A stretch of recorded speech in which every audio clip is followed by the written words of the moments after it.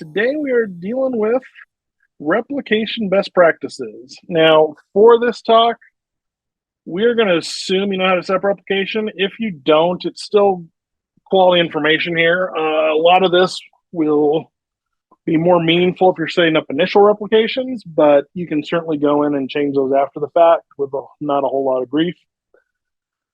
If you do have any questions about setting up those, by all means, please reach out in your channels, and we can certainly hop on and answer those questions. And so with that, let's let the merry-go-round begin here.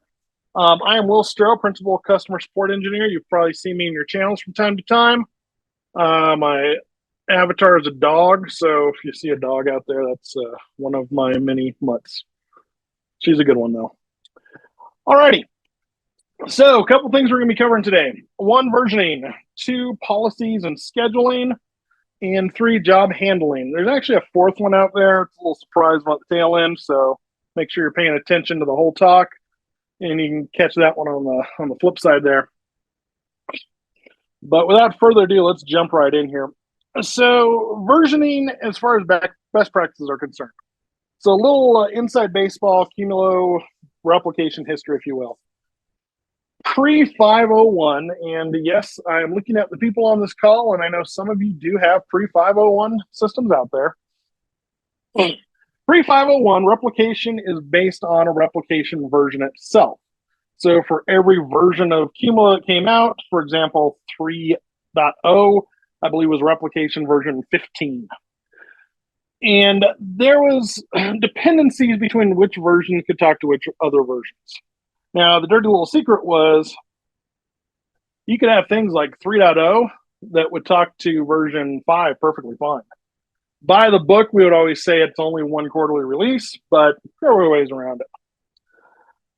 That worked out great for customers, didn't work out so hot for engineering from time to time. So with the invention of 501, we limit it to 2 quarterly versions. Great for engineering, not so great for customers. Again, looking at the rogues gallery that's attending this call here, I know plenty of you have more than 1 cluster, and I know it's certainly more than 2 quarterly versions out. So it was always a task to try and keep those in line with each other. Finally, with 6.0, we listened to the populace, and now we can replicate up to 8 quarterly versions. Round numbers, that ends up being about 2 years. If you look at this fancy little chart over here, oh, there's my dancing grumquat. This is what things look like nowadays. So, like I said, you got 2 years out there basically. So when we come out with 8.0, your 6.0 can replicate to your 8.0. When we come out with 10.0 or Qumulo X, if we follow the naming scheme of every other technology company out there, your 8.0 will be able to talk to Qumulo X, and it'll be cool like that. With this 2-year span, it opens up a lot of things for you at this point. And, you know, one of those is certainly if you were to go down the road of Qumulo as a service with an Azure native Qumulo system, those upgrades are all handled on our end. You don't have to worry about those. In fact, you can't even go to the upgrade box on the cluster itself for those. And in those cases, as long as your other stuff is on 6.0 or later, it's going to continue talking perfectly fine. So it works out well for all parties out there. Which brings us to our first point. For versioning best practices, be on a post 6.0 release if you can.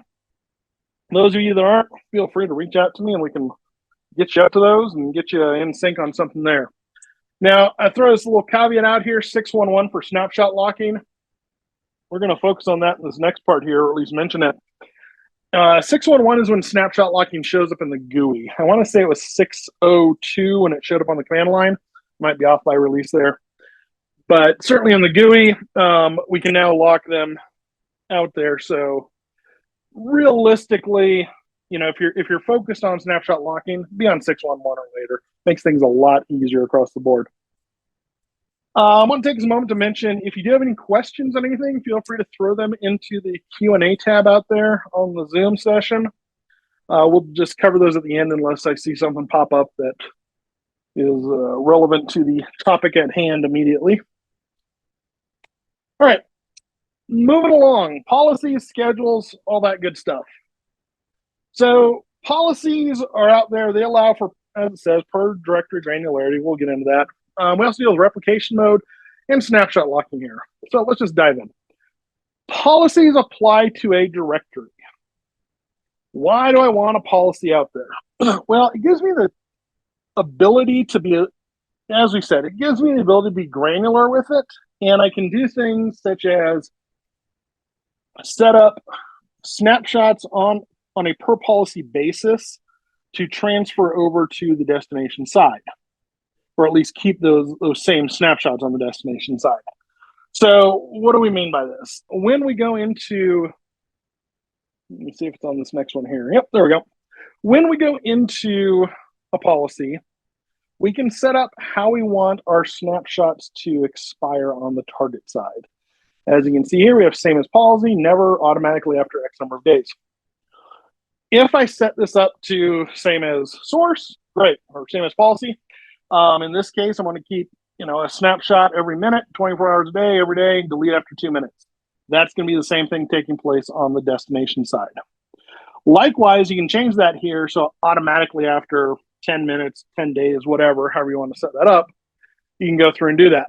There's also this third option that never went out there. I would only touch that if you know what you're doing exactly. If you don't know what you're playing with there on that fire, you can very quickly end up in a situation where your space on the destination side just magically grows gargantuan and you don't know what's causing it. Well, guess what? It's your snapshots that are set to never out there. Now, the thing to keep in mind, our third point up here, policy-based snapshots will be point in time consistent with the source. You can absolutely go to your destination and just take random snapshots out there. That's not a problem. The system will be happy to let you do that. However, when you go to try and recover off those, you may have caught something that was in flight. In which case, if I have a consistent or a continuous replication taking place, basically you can think of that as every minute we're going to transfer a snapshot on over. If I end up taking a snapshot manually halfway through one of those transfers, I'm only getting half the data that I'm expecting at that point. So you do end up in a situation where my snapshots in the destination most likely will not be consistent. You will have data there, just not a whole data set. And so in those cases, we highly recommend pulling it from the policy itself to set up how you want to keep things on the destination side. We do have a question out there. If we want to change the setting up snapshots on the target side to a best practice, is this a trivial thing? Absolutely. You can just go in there and set things. If you have the policy already, it's a lot easier because then you can just flip the changes in the policy, and that will take place, or that will affect rather any snapshots moving forward at that point in time. If you don't have a policy in place, if you're going to be setting up a new policy, it will still work for you. What will most likely happen, depending on how you set things up, is it will have to go through and rescan the data set to see what it needs to transfer over in relation to that policy. But outside of that, I wouldn't foresee any large issues with that, unless you're in a situation with job handling, which we'll touch on here in a few, where if you had one massive transfer, if you're doing the root of a file system and you're wanting to divide that up into little bits, in that case, you're going to have a nice big transfer on your hands there, most likely. But by and large, if you're just making changes to an existing policy, not a problem out there.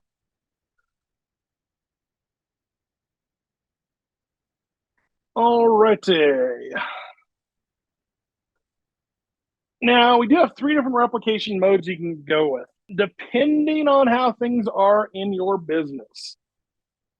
You can set these up for one of 3 ways, and you may need to use 1, you may need to use 2, or you may need to use all 3. Now, the kicker is you can only do continuous if you do not have a policy out there. Once you create a policy and apply it to a directory, at that point, the other 2 options, snapshot based and snapshot plus continuous, become available for you to take a look at. We saw this with the customer yesterday. They were confused about it. We popped on, bing, bang, boom, we're good to go. Now, the big difference here, so let's just focus on the top two. Continuous, like we said, that takes place every minute. For the longest time, this was the only option out there, and it seemed to work for people. Then we introduced snapshot-based ones. This will take a snapshot on the source side and transfer it at specific times. So if you want to think of, I can date myself here, but if you want to think of your old backup tape days where you would do backups at noon and 3 in the afternoon and 6 in the afternoon every 3 hours, sort of like that, that's really what this snapshot one is doing out there. Anything in between those two times, if you have one going off at 3 and if you have another one going off at 6, anything up until, between those 3 hours wouldn't get caught until that next one goes through. So you do end up with a situation there where, you could end up missing out on data if it's not covered there. Again, that's going to be dependent upon the business needs there. The one most customers end up doing is actually Snapshot plus continuous. So it gives you the benefits of a continuous snapshot, which is, again, every minute going across the wire there. And on top of that, it does give you the added benefit of having quote unquote known good points in time. So if you want to say, let's just make it simple because I like simple. If we just take a snapshot every day at midnight, in that case, I'll have my continuous ones being every minute out there, and then I'll take a full one, or the quote unquote full one at midnight out there and transfer any delta changes with that. Now, obviously, midnight might not be a great time in that case. Again, when people do these, it's typically they'll set something up for an hourly based snapshot or a half-hour based snapshot alongside the continuous ones. And then depending on how much their retention is, they'll decide how long they need to keep those for. With the snapshot plus continuous, it's very easy to set a policy. And I guess I should have mentioned this earlier. You can set multiple policies on directories, by the way. So you can set a policy out there for monthly and weekly and all that jive. So it becomes very easy. I used to work for an oil company where we had to keep 10 years of records. And we kept them. They were just in the basement that continuously flooded. In that case, if we actually had the ability back in, when was that, 2000, to keep snapshots on NAS, it would have been great. Instead, we had to keep them all on tape, and it was, hit or miss if it actually worked. In this case, you could certainly set something up where you are keeping, 52 weeks of weekly snapshots without a problem. They will grow in size. They absolutely will grow in size, assuming you're having data change on there. There's nothing magical that keeps that big. But as long as your destination is big enough and can handle it, shouldn't be a problem. Again, just to reiterate, the continuous is only an option if you don't have policies. If you do have policies, then you can do any of these three or a combination of them if you want. All right, we mentioned early on Snapshot Locking. Now, this came out, like I said, some 6.0 release. Realistically, I like the GUI. Dyed-in-the-wool Linux admin, but I'll still take the GUI any day on the Qumulo side. It is 6.1.1 and higher, shows up out there. You still have to set it up via the command line. But once you have it set up and you have a key registered, at that point, it is an option in the policy to automatically lock snapshots going forward. Now, you may say to yourself, well, I don't really need this, and that's perfectly fine. You may not actually need this. I will say if you are Ticketmaster, you probably want this. As I noticed today, they just got bit by a $500 million ransomware. And in which case, we're only going to see those events more and more going forward, unfortunately, as bad actors get out there. So I would highly recommend you investigate snapshot locking, if nothing else. If you have any questions about it, there's a KB article on the docs.qumulo site that goes into how to set this up. It's a little convoluted, but I do have a one-pager. If anyone wants that, certainly feel free to reach out to me, wstro@qumulo, or just hit me up in Slack, and we can get that over to you. Now, with the locking, snapshots, they're still going to expire. They're still going to act like they would normally. You just can't delete them manually unless you unlock them first. So when when the day comes that some bad actor is on your system, the first thing we typically see folks do is they will get in there, delete all snapshots. Then they'll start deleting data, or hold it for ransom, or however they want to work it. But they want to get rid of those snapshots first. If they're locked with a key, they can't do that. Plain and simple. And no, we do not have a back door. So if you lose your key, I'm very sorry for you. You're going to have to wait for those to expire and think up what your key might have been, because we do not know what it is. Seeing a question out there from, well, I got two of them. So is it a private key for each snapshot? It's gonna be a job, or a private key per job. So, or per policy in this case. What you'll do is, when you set it up, you'll give it a name. I always name mine like key 1, key 2, key 3. And then you'll just assign that key to a policy at that point. And then all the snapshots within that policy would be locked by key 1. Now, if you really wanted to get crazy, what you could do is, let's say I set 3 different policies. I got a weekly, monthly, and a yearly policy for a directory out there. You could, in theory, set a different key for each one of those. Is that overdoing it? I have no idea. I'm sure our good friends at the DoD would say it's definitely not overdoing it, but for normal admin procedures, it's probably overkill. I see another question out here from Mr. David. In the example where you have 52 weeks of snapshots and you start to consume too much space, if you change it to only keep 26 weeks after the fact, will it automatically delete the oldest snapshot on the destination? Unless something has magically changed, it will not. When we take a snapshot, if you look at the JSON output of a snapshot, it'll have an expiration date out there, and that gets set when the job is created. So like I said, unless they've changed something in recent releases that I have not been aware of, those old ones will stay out there. You just end up in a case where, if you had 52 of them, you flip it down to 20 weeks, let's say, you're going to have a situation where you end up with a gap where you'd have 20 weeks of snapshots and then a gap, and then some of your older snapshots out there still. Now, as we learned from the snapshot best practices talk, which I'm sure you all attended, if you didn't, go look back about 3 months.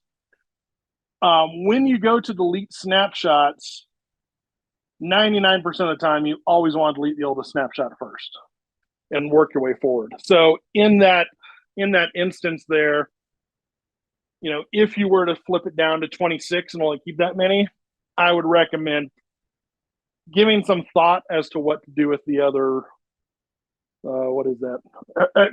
X number of snapshots out there. I told you math is not my strong suit. Let's call it 20 other snapshots out there. Do we want to just delete those? Do we want to let those roll off on their own? It's, dealer's choice at that point, but it would be something to consider because that is just taking up space. And as you move forward, you're going to have snapshots where your oldest would be X amount of size, and then in this case, snapshot 26 or whatever would be Y amount in size, and there's going to be a big disparity between the two because you're going to have all this covered data between the two of them that we're not going to really account for in a great manner. And so it's going to be difficult to find out where that space is being actually consumed at. So if I were to do that, I would say go through, clean out those old ones first, and then, or you'd set the retention value and then go clean out the old ones. But one way or another, I'd clean out the old ones at that point. Alrighty, moving along here. So there's my dancing grumquat. I love that thing. I found it the other day. As we say, our best practice recommendations for this: use policies when possible. Snapshots for targets are always going to be pulled from the source side. So set those up on the source policy, kick them over. And again, enable snapshot locking, please. Please, I can't beg enough for this one. It's not a question of if, it's a question of when. It's coming. All right, job handling. So if we go to Inside Baseball here, our replication defaults to 16 threads per job. What does that mean to me? The layman's way of looking at that is you basically can transfer 16 things at once per every job. Every job is going to be going from source to destination. So if I set up a replication that is going from slash on my source side to slash backup on my destination side, it'll transfer 16 things at once. One of those things is going to create a directory out there, the root directory, and that's going to be one thing. Then it's going to go in there and find some subdirectories in there and transfer those over. Works great. Problem comes down to twofold. One, you are limited to 16 things going in flux at a time. There are ways we can up that internally, but it's always a trade-off of performance. Replication by itself will suck up as much pipe as it possibly can unless we tune things down. So it does, if you start playing with that thread number too much, you can have an adverse effect on the cluster. Secondly, as I said, and as is posted up here on point number 2, we are point to point. So we take a random source, we go to a specific target. So if you've ever gone out and set up your replication, you specify a source directory, and then you specify a target IP. It's going to be a floating IP of one of the nodes. That will always go to that node. It will start on a different node, possibly every time, but it will always go to a specific node. Usually not a problem, but again, you can overwhelm a node. We have seen cases where a customer has set up 15 replication jobs all pointing to node 1 on the cluster. Works absolutely fine until that replication kicks off. Node 1 goes out for a walkabout. Other nodes are perfectly fine, responsive. You just have this weird performance issue dealing with node 1 because CPU and memory are a limitation on node 1 at that point. Given that, whenever you have more than one job out there, I would highly recommend, unless I will say there are case situations where it does make sense to point them at all one node or all, node 2, node 3, whatever. Those are few and far between. Typically, it's a case where a customer will reach out to us and say, here's this weird thing I'm trying to do. It's like, okay, well, let's do it this way because it sort of makes sense. But by and large, I don't recommend it, and it's not necessary. As we sit out there, we're limited to 16 threads per job. So if I increase my jobs, I increase the number of threads. Now, if you look back up a point, we randomize the source. So from the source side of the replication, if I have a 4-node cluster and I have 4 jobs, in theory, I would be utilizing nodes 1, 2, and 3, and 4 for all of those. I could, in theory, point those all to node 1 on my destination side. So I'd have a many-to-one relationship. However, and as is, that would still be whatever 4 times 16 is. So was it 64? That would be 64 things getting transferred at once. Great. That would all go to node 1 on my destination side. However, if I do this, if I point things at multiple targets, at that point, I can have 16 jobs going from node 1 to node 1, from node 2 to node 2, and so forth. Won't line up beautifully like that, but you understand the gist of it there. In those cases, you end up utilizing your cluster throughput much better. And certainly, you typically don't end up in a situation where you're going to be CPU or memory bound unless it's just a massive amount of transfer taking place. And what you paid for 100% of that cluster, you might as well use it all. So, in these cases, I would say, if you have the opportunity to set it up from scratch, don't use one massive job, break it up into a bunch of small jobs. We do have a question out there. Will this limitation of one node to one node replication ever be removed?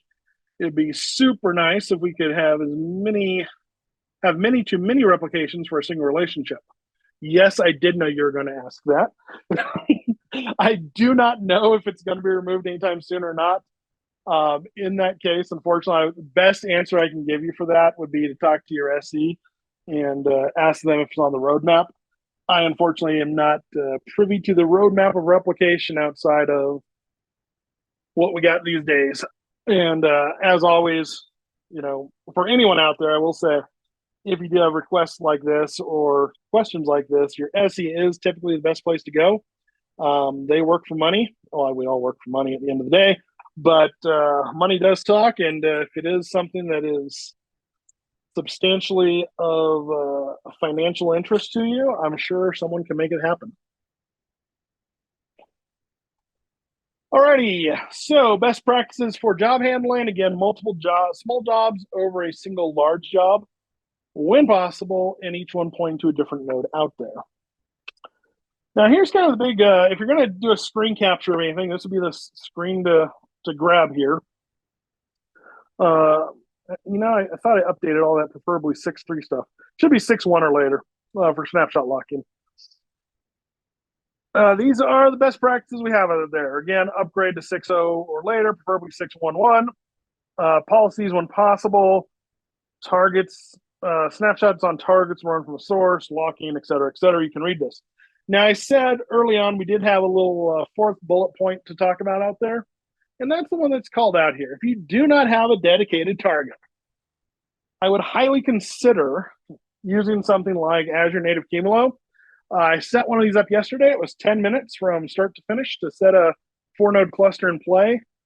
Worked like a champ, and it looks just like a regular cluster out there. If you go with the cold A&Q version of it, it gets super cheap. You have to use, or rather, it partitions out, I think it's 250 terabytes or something like that. It's a large number of blocks there. But it is a heck of a way to go. The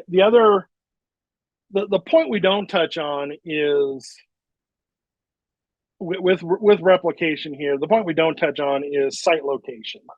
We focus briefly on ransomware with the side of snapshot locking, but if I have two data centers and they happen to be in the same town, and if my town gets a snowstorm out here in Colorado and the town shuts down, well, are those data centers still running? I don't know. I mean, the data center might be running. Is the phone line into the data center running? Who knows? Probably not, to be honest. Denver tends to shut down from time to time. So, having a replication destination that's not within the same quote unquote region of the country that you're in, certainly a viable option there going forward. And with that, it becomes an easy ask if you were to spin up a cloud instance simply for replication at that point. Do a main transfer over there, and then set it up so it's every night. It doesn't have to be continuous at that point. Spin it up, transfer, spin it down. You're good to go. If this appeals to you, or if you want to look more into costs on that, again, I'm going to point you to your friendly neighborhood SE, because they will be the ones who will have all the gory information for that. Us in support, they don't like us spinning them up because it costs money, but the SEs do it all the time. So that would be something to consider. And again, looking at the rogues gallery of attendees here, I can name drop quite a few of you that I know only have your destination sitting about 1.5 miles away from your source. Not going to name names, but I know who you are.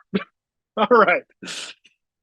We have another question out there. Just to be sure I'm not missing anything, when you say policies in the context of replication, you're referring to the relationships, right?